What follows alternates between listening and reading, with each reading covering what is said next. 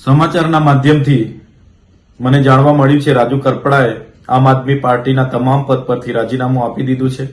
ત્યારે મેં એમને સંપર્ક કરવાનો પ્રયાસ કર્યો પણ એમની સાથે સંપર્ક થયો નથી। હું જ્યાં સુધી રાજુભાઈને ઓળખું છું ત્યાં સુધી એ ખેડૂતોના મજબૂત નેતા છે। આમ આદમી પાર્ટીમાં રહીને ખેડૂતોના ન્યાય માટે અનેક લડતો એમણે લડી છે।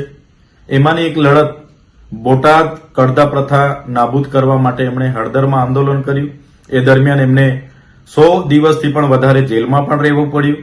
ત્યારે આ ભાજપ સરકારની નીતિ રહી છે કોઈ પણ વિપક્ષના નેતાને ડરાવવાનું ધમકાવવાનું દબાવીને કઈ રીતના એમના તરફે લઈ જવું, કઈ રીતના આંદોલનને દબાવી દેવું, આંદોલનને તોડી દેવું, એ જ નીતિનો ઉપયોગ એમણે આ વખતે રાજુભાઈ કરપડા પણ કર્યો છે।